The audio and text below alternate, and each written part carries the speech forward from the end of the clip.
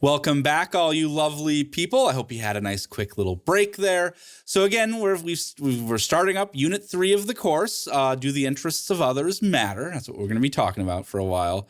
And in this module, we've already seen a pretty bold answer to this question. Again, do the interests of others matter? Well, according to today's view, or to this module's view, the interests of others never matter. To us, we only care about our own interests. So it's a pretty whoa, okay. It's just human nature, says Glaucon. Joey says that's all we'll ever care about. There is no such thing as a selfless act, according to Tuxedo Joey, as we're calling him, I guess. And so again, what we're seeing here is a statement of psychological egoism. Recall, psychological egoism is a theory of human motivation claiming that a person primarily acts according to prudence. And we're also talking about a very strong form of psychological egoism. Recall, it's the strong form of psychological egoism claims that a person will always act according to prudence, and altruism is impossible or abnormal. And just again, so we're remembering all this language we're throwing at you, I know by prudence, I mean a general responsiveness to one's own interests. So prudence is a general concern with self-interest, or however you want to conceive it. One's own interest, self-interest, yeah. And we're contrasting prudence now with altruism. Now recall, as I'm using altruism refers to a general responsiveness to the interests of others, even when doing so may require the sacrifice of my own interests. So again, we're looking at a strong form that a person is always going to be prudent, always going to be looking out for their own interests, and altruism, a concern with the interests of others, is impossible or abnormal. Of course, to show this view is false, you just got to be like Phoebe in that clip from Friends, trying to figure out, I got to find a counterexample. I have to find an action that is not prudent that a person might do, but is not self-interested, but potentially altruistic instead.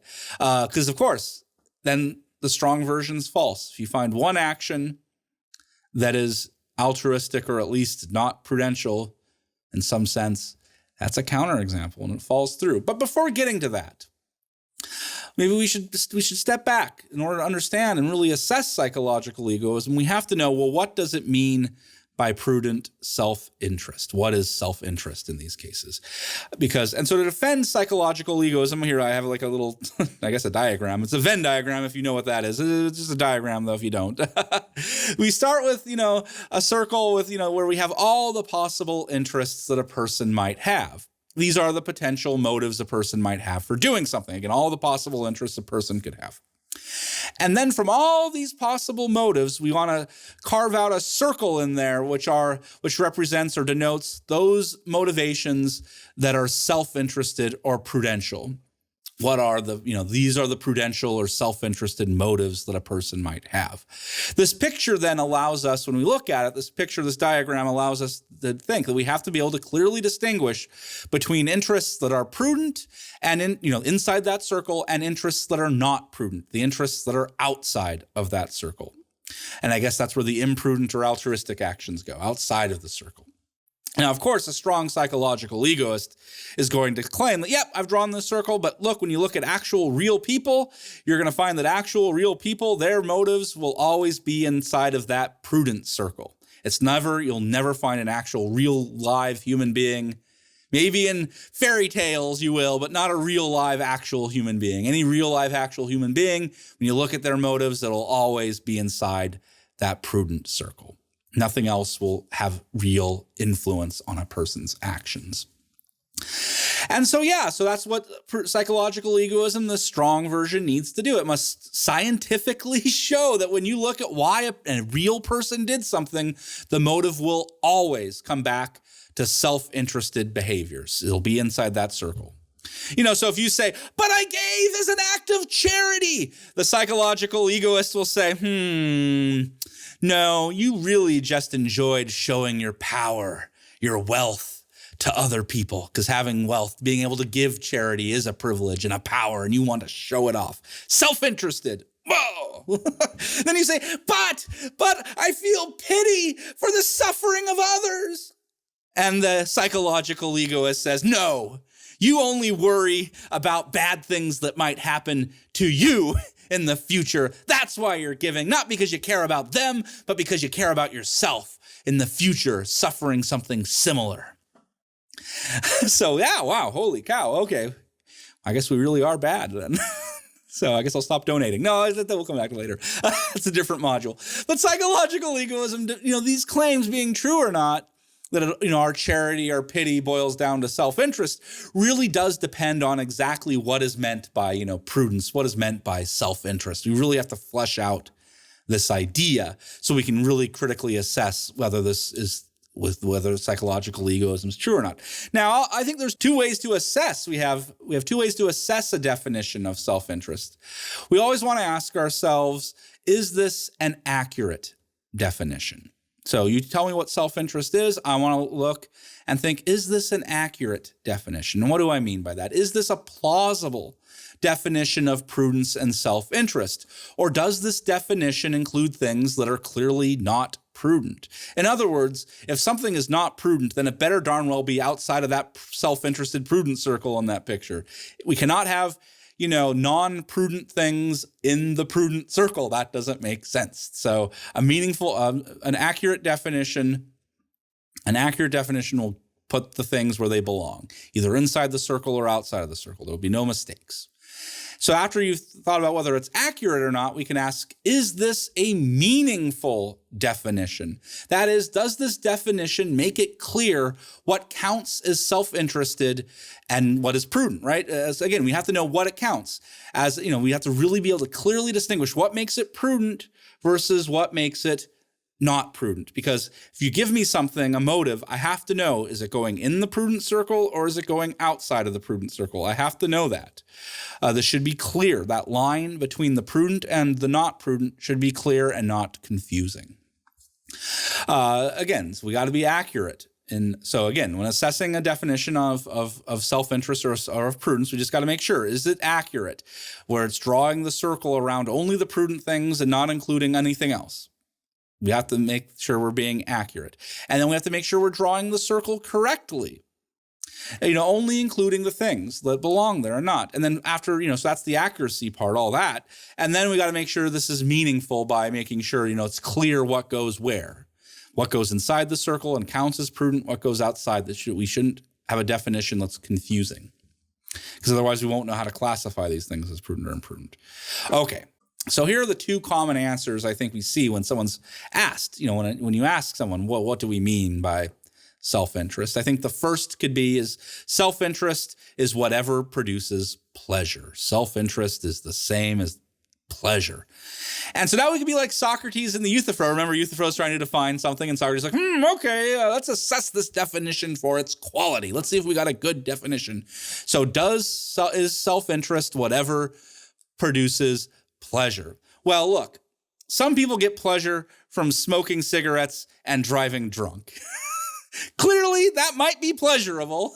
I'll leave it to you to decide that smoking and driving drunk are pleasurable. But clearly, those things are not in, the smoker or the drunk driver's interest. That's not in their self-interest. That carries risks of cancer or painful death, right? Rather, it's in your self-interest to eat, say, healthy foods. But I'll tell you what about Professor Gray. Professor Gray, yes, I'm very well aware that eating healthy, my wife tells me all the time, you got to eat healthy, David. You got to eat healthy, David. Yes, I know. Healthy food is good. It's in my self-interest to eat healthy, but I do not get pleasure from carrots. If I see another baby carrot, that's why I'm getting so fat here in pandemic away from my wife, is that I'm just surrounded by, what I'm eating all the time, the spicy freaking Cheetos. That's what I want to eat. I want to eat spicy Cheetos all the time, maybe some pizza here and there with spicy Cheetos on it. If that doesn't exist, someone should make it. I will order it and eat it. That's what I want. And of course, that is killing me. I'm going to have a heart attack. Yay. The pandemic doesn't get me, the diabetes will. Oh man, I love eating junk food. But again, what's giving me pleasure? Cheetos, not in my self-interest. It's not healthy at all.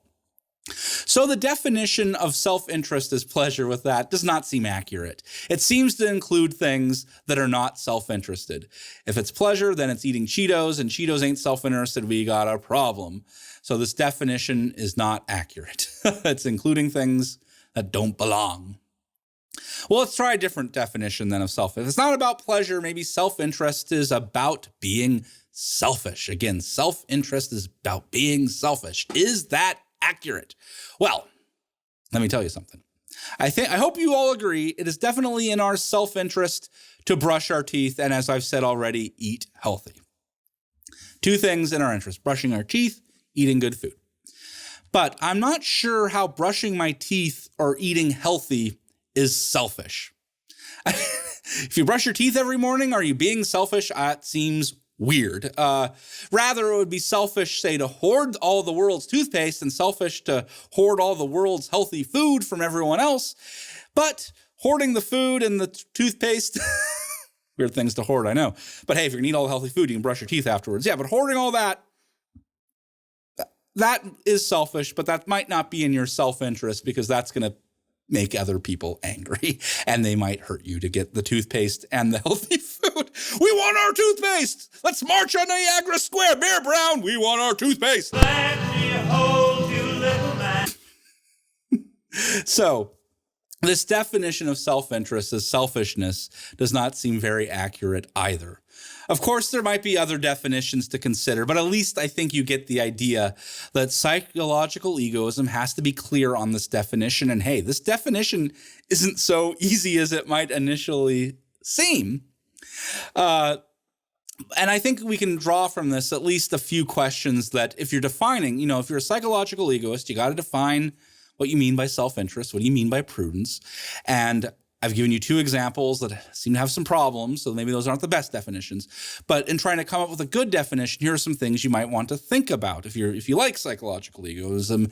Is self-interest what you think it is, or is it what is genuinely in your self-interest? Because I might think people did, I think Mr. Green mentioned this in a previous module. People used to think smoking used to think it was in their self-interest, but of course it's not genuinely in our self-interest. But which is it? If I think it's in my self-interest, is that all that matters? Or does it have to actually be in my self-interest? Again, a definition just has to take a stand on that. It could go either way. Neither is necessarily right or wrong, but a decision has to be made. And then the other thing to consider, not only is it whether you think it's in your interest or what it actually is more of a time frame issue. The second thing is this about like kind of short-term self-interest, so like instant gratification, I feel great immediately? Or is this more about long-term self-interest, like living a long, comfortable life? Because immediate gratification of like those Cheetos, is that self-interest, or is me living long without diabetes and heart disease and whatever terrible things that the Cheetos are doing to me, my skin turning yellow or whatever, orange? But no matter what, you have to have an answer to these two questions. Again, is it what I think is in my interest, or is it what's actually in my interest? And then is this about short-term immediate gratification? Is that my interest? Or is it more long-term, like living a long, healthy life type of interest? So those are quite, again, not saying there's a right or wrong answer there, but an answer has to be given in order for us to assess, whether the definition makes sense or not. And so again, that's the first challenge for psychological egoism, how to come up and define it. We'll see a lot more challenges with psychological egoism in the remaining videos, but I think it's time for the stretch your legs break. We have so many kinds of breaks now. We've become masters at video breaks, right? So why don't we all take that moment to stretch our legs, and then we can come back and I'll present a couple of arguments that have been made in the defense of psychological egoism, and we'll see why James Rachels is not impressed by these arguments. All right, so get that stretch in, and I'll see you back here in a moment.